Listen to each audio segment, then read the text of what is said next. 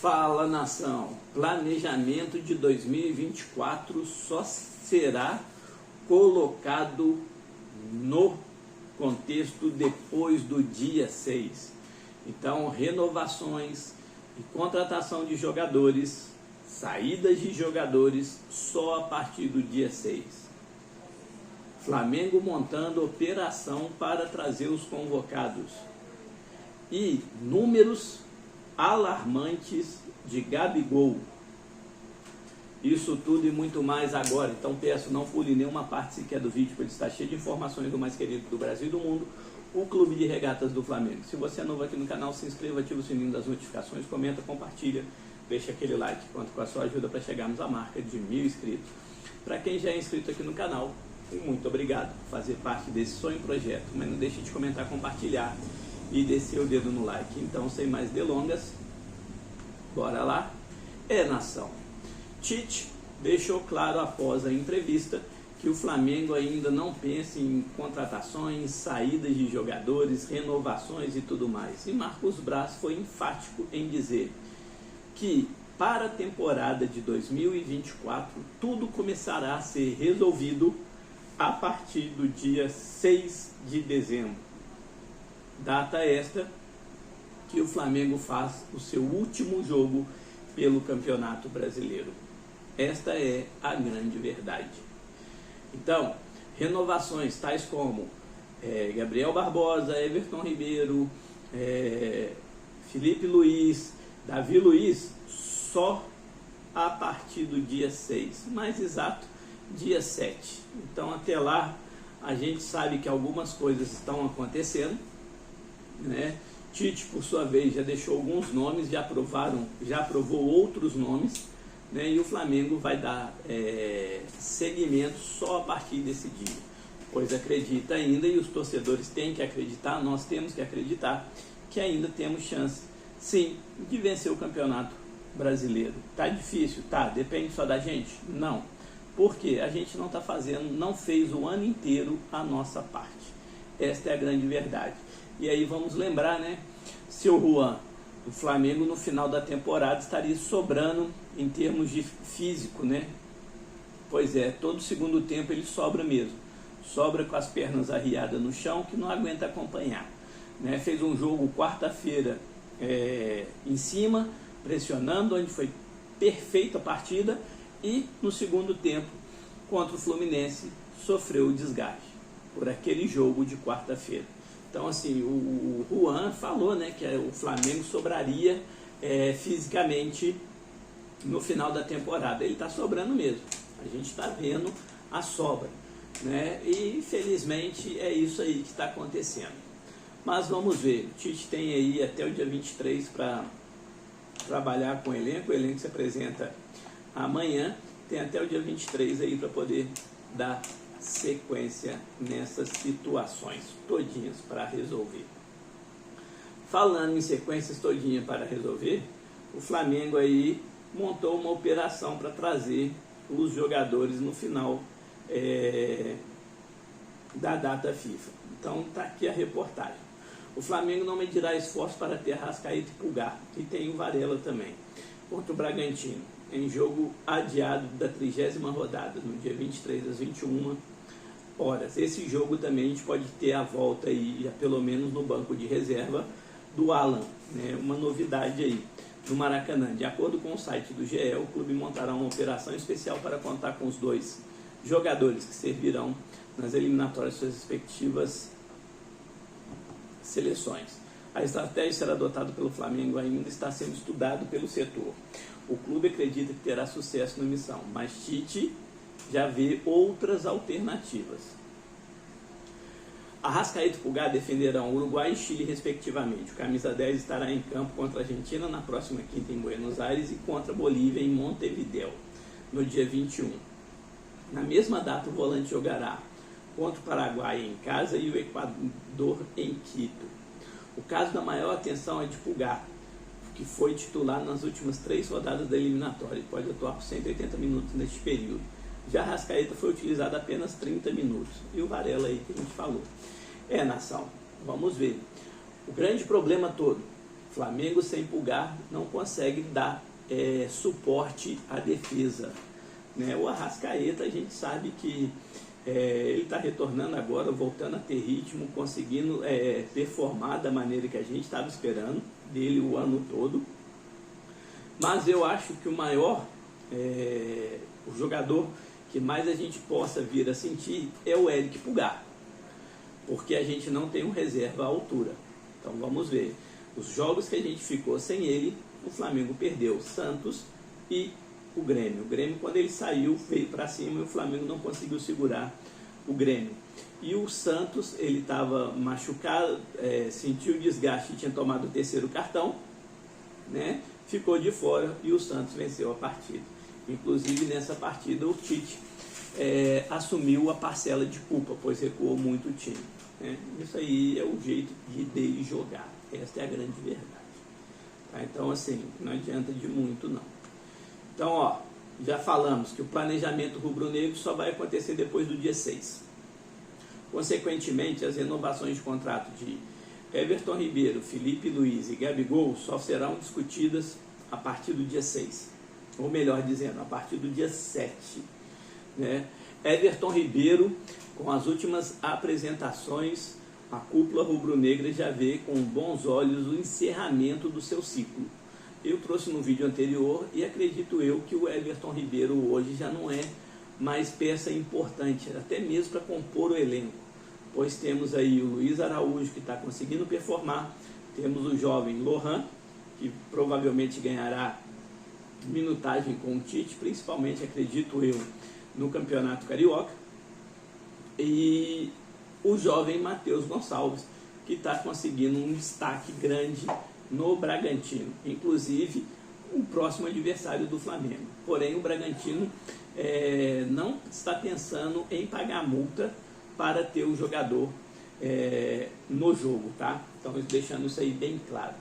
Bom, Felipe Luiz, o jogador acredita que ainda possa ter mais um ano de temporada, possa ser útil na temporada 2024.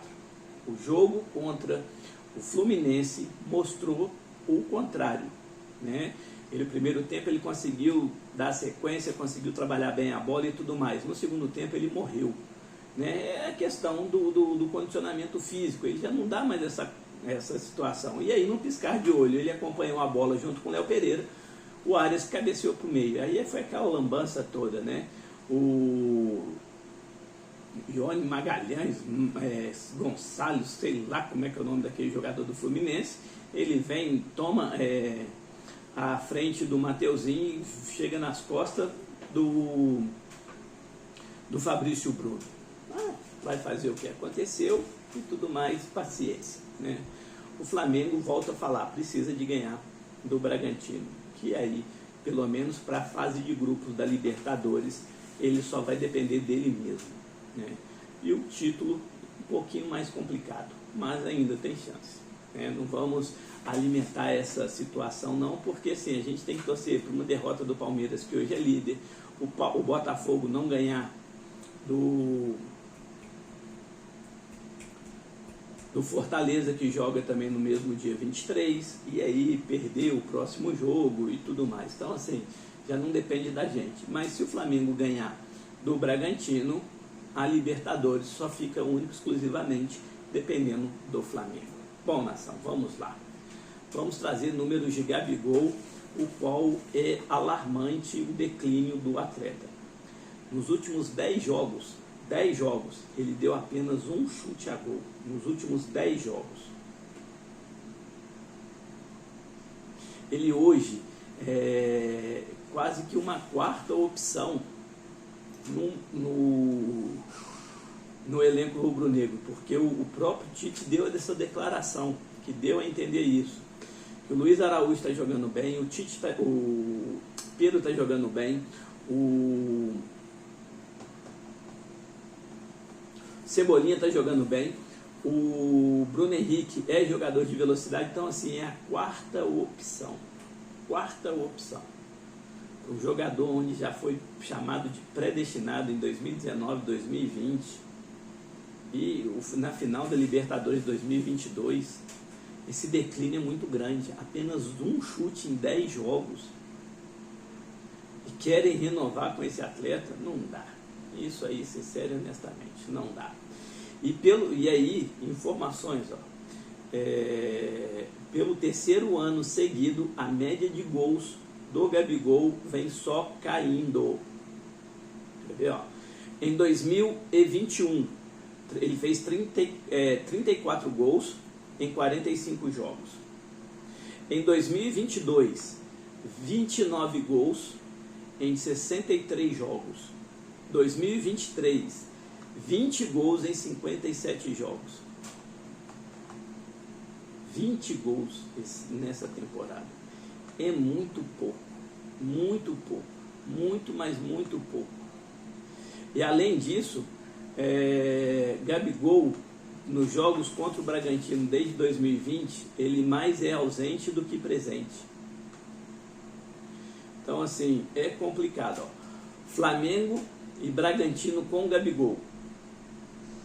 1-1 em 2020, jogo de ida. E 1-0 para o Bragantino, jogo de volta. 4-1 Flamengo. Não. 1-1 jogo de ida em 2020.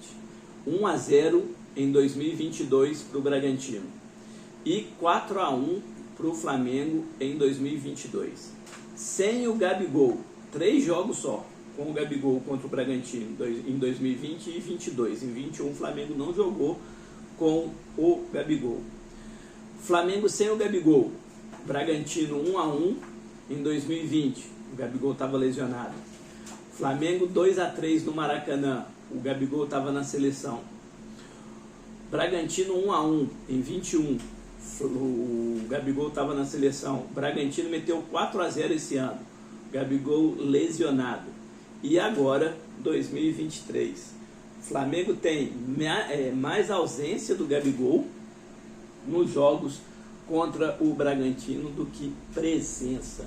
Gente, é um absurdo. E não tem condição nenhuma, não pode nenhuma renovar com esse atleta antes dos 6 meses do ano que vem. Se renovarem o contrato do Gabigol, do Gabigol, antes dos 6 meses restantes faltando para terminar o contrato dele, é um absurdo, é um amadorismo e jogar dinheiro fora, dar um tiro no escuro, porque os números estão aí, ó, os 10 últimos jogos, um chute. Ele ficou de fora de 4 confrontos contra o Bragantino. E os números dele vêm caindo drasticamente. Os gols, né? Que são os números. Ó, em 2023 são 20 gols em 57 partidas. Em 2022, 29 gols em 63 jogos. Em 21, 34 gols em 45. Então, assim, é um absurdo. O Pedro, que tem menos tempo do que ele jogando, menos vezes foi titular, tem 33 gols. E um detalhe, o Gabigol é o jogador que mais tem cartões amarelos e vermelhos no Flamengo nessa temporada. E desde 2019 é o jogador que mais amarelos e mais vermelhos possui na Série A inteira. Então, assim, não tem como. É um absurdo. Então, assim, espero aí que esse ano de 2023 venha acabar logo, que o Flamengo realmente faça uma renovação aí do elenco para o ano que vem e que principalmente essa diretoria, esse departamento de futebol amador não venha prejudicar o desempenho do Flamengo. Que deixe aí, mesmo não gostando, mas que deixem aí o Tite trabalhar e fazer parte de todas as decisões. Esta é a grande verdade, que pelo menos conhecimento de futebol ele tem. Os demais são apenas torcedores, não sabem nem a hora que eles estão com fome em poder resolver problemas. São dirigentes aí paternalistas, né, que meteram o pau tanto no Bandeira de Melo nos seus mandatos, que resolveram fazer a mesma coisa nos 2 mandatos aí de Rodolfo Landim. Então, desde 2013 a gente tem Um presidente que sempre passa a mão, tenta colocar panos quentes em tudo. E um departamento de futebol que não cobra o que precisa ser cobrado. Então vamos aguardar para a gente ver. Nação, por hoje é isso. Novas informações estarei trazendo nos vídeos de amanhã. No mais, para quem é novo aqui no canal, se inscreva, ativa o sininho das notificações, comenta, compartilha, deixa aquele like, conto com a sua ajuda para chegarmos à marca de 1000 inscritos. Para quem já é inscrito aqui no canal, muito obrigado por fazer parte desse sonho e projeto, mas não deixe de comentar, compartilhar e descer o dedo no like. Um beijo no coração de todos, saudações rubro-negras.